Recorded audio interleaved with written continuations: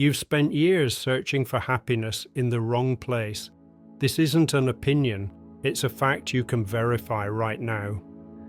Look at your life, every achievement you've reached, every goal you've accomplished, everything you've bought, thinking it would make you feel complete. Where is that permanent satisfaction they promised you? It vanished within hours, maybe days, and there you are again, chasing the next carrot, convinced that this time it will be different.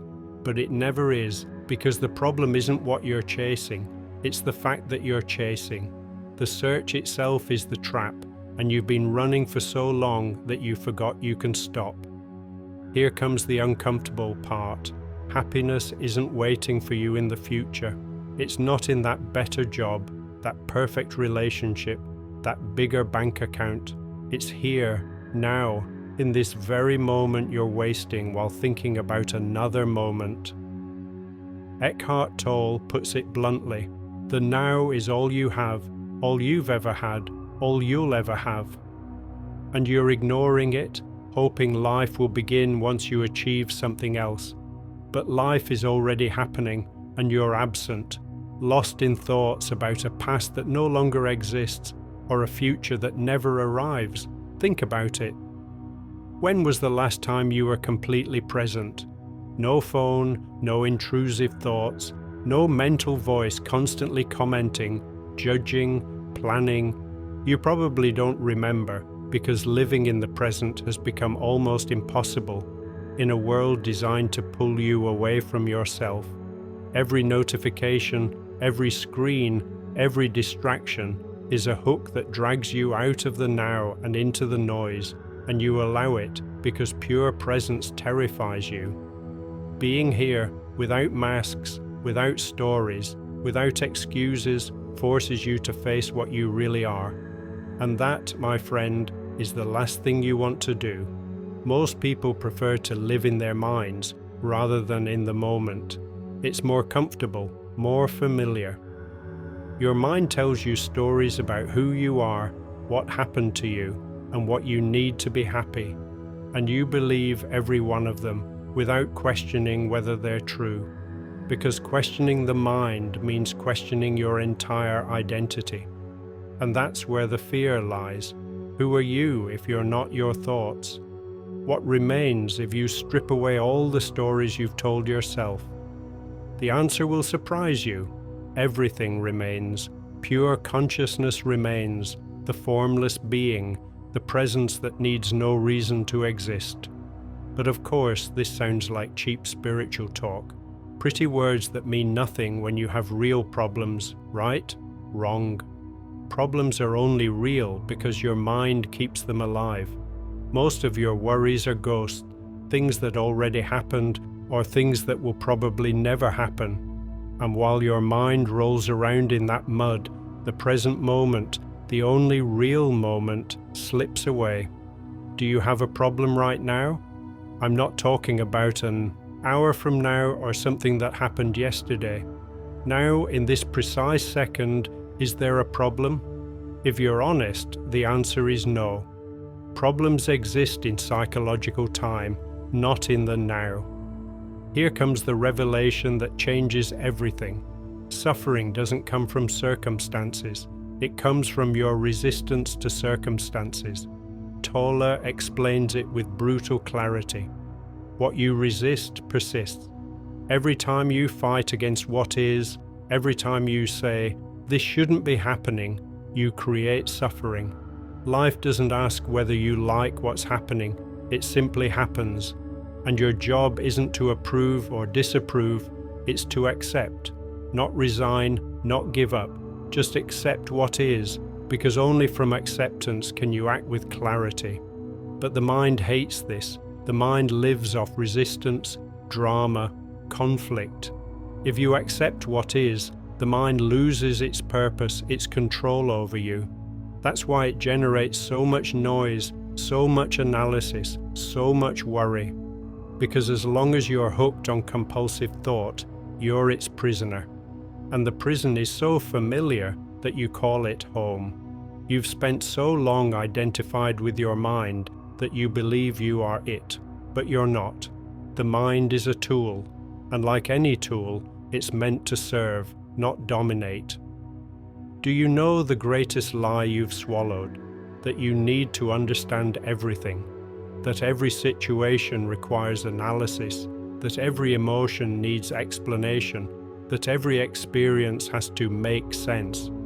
False.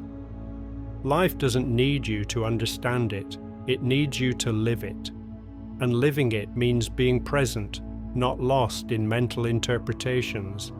The meaning you give things isn't in the things, it's in your head.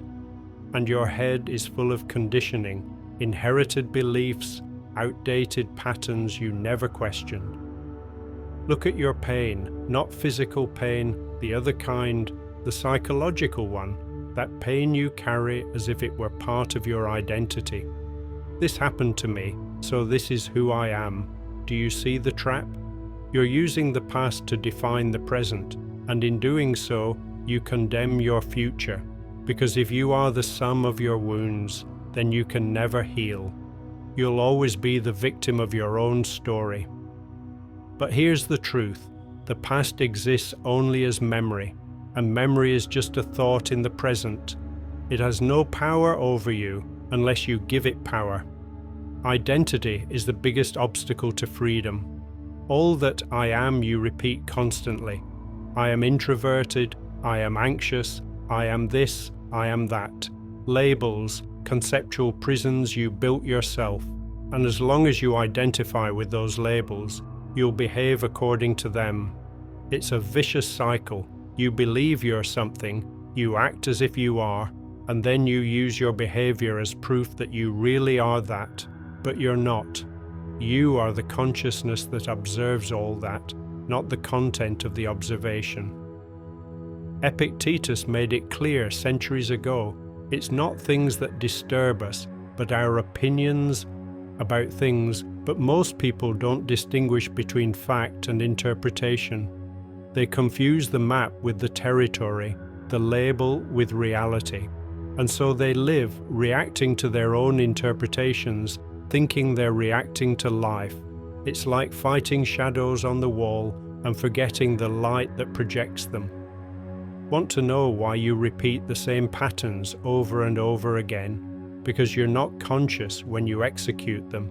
You act from autopilot, from conditioning, from the past. Your mind uses the past as a template for the present, and so every day becomes a repetition of the previous one. Same thoughts, same reactions, same results. And then you wonder why your life doesn't change. It doesn't change because you're not present to change it. You're asleep, even though you think you're awake.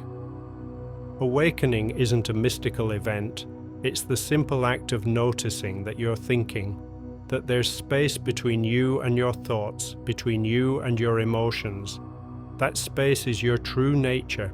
It's the consciousness that allows everything else to exist. And that consciousness has no problems, no story, no fear. It simply is, and when you recognize yourself as that consciousness, everything changes, not because circumstances change, but because your relationship with them changes. But here's the tricky part, you can't look for the now. The search itself pulls you out of the now. It's like trying to catch your shadow. The more you run after it, the farther it moves. The now isn't something you achieve, it's something you recognize. It's always here, waiting for you. It's the silent background of your entire experience, but you ignore it because you're too busy with the noise of thought. Modern society is a machine designed to keep you out of the present. It bombards you with information, entertainment, manufactured problems. It keeps you busy, anxious, waiting. Because a present person is dangerous to the system. A present person doesn't consume compulsively, doesn't get lost in unnecessary drama, doesn't seek external validation. A present person is complete, and someone complete doesn't need what they're selling you. That's why they train you from childhood to live in time, always preparing for the future, always carrying the past. Education teaches you that life is elsewhere. the next grade, the university, the job, retirement. Always later, never now. And when you reach each of those stages, you discover it wasn't there either, because it was never a matter of place or time. It was a matter of presence. And presence isn't taught, it's discovered.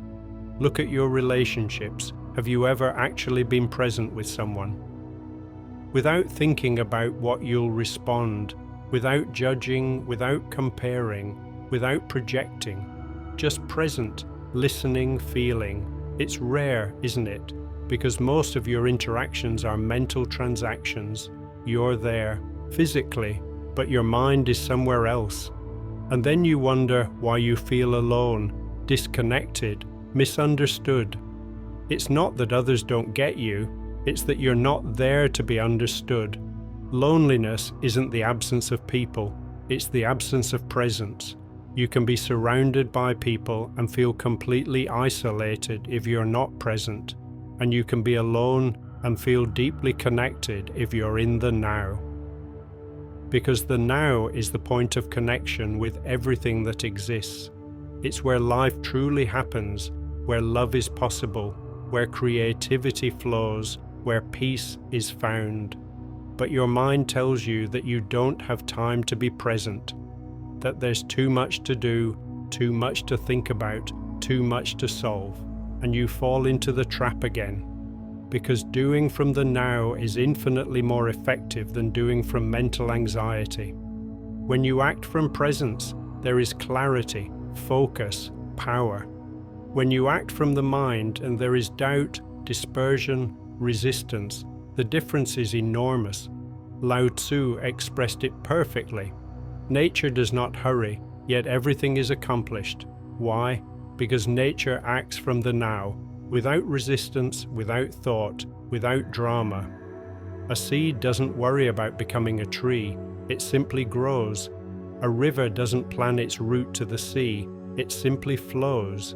And you could do the same if you stopped interfering with your mind. The ego is what's in a hurry. The ego needs to prove, achieve, accumulate, because the ego is a temporary illusion, and it knows it. It tries to solidify itself through accomplishments, possessions, recognition. But none of that works because the ego can't be satisfied. It's a black hole that consumes everything and never fills. And as long as you identify with it, you'll remain on the hamster wheel, chasing things you don't need to impress people you don't care about. Here's the biggest paradox. The ego seeks happiness in the future, but happiness only exists in the present. The ego says, "I'll be happy when I get this." But when you get it, the joy lasts a moment, and then the ego is already chasing the next thing. Because the ego can't live in the now, it only exists in psychological time. And in psychological time, there's no peace, only desire, fear, and waiting. Waiting is one of the most subtle forms of suffering. You wait for something to change, for someone to change, for the right moment to come. And while you wait, life passes. Waiting is resistance disguised as patience. True patience is conscious action in the now, not inaction disguised as strategy. If there's something to be done, do it now. If there's nothing to be done, be present now. It's that simple, even if the mind complicates it. Your mind loves complexity. The more complex, the more work it has, the more important it feels.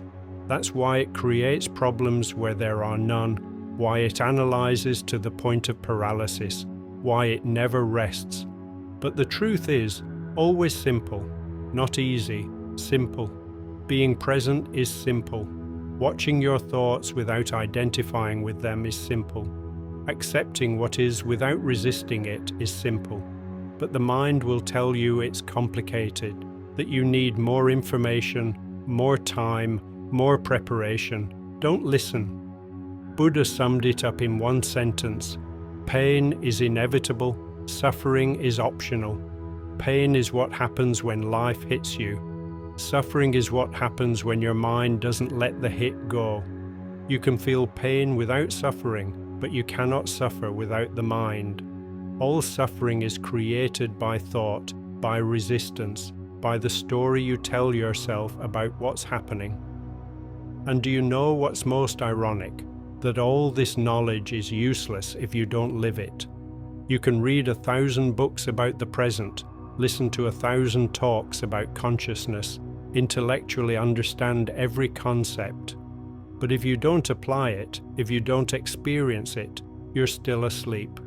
Knowledge without application is spiritual entertainment, another way to avoid being present, because it's easier to read about the now than to be in the now.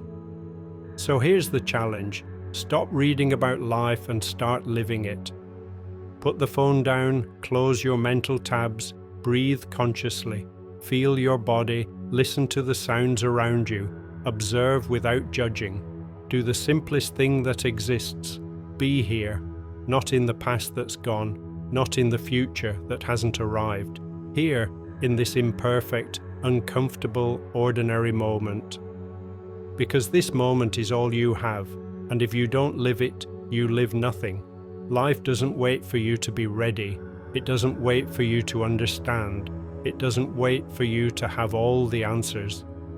Life is happening now, and you decide whether you're present or absent.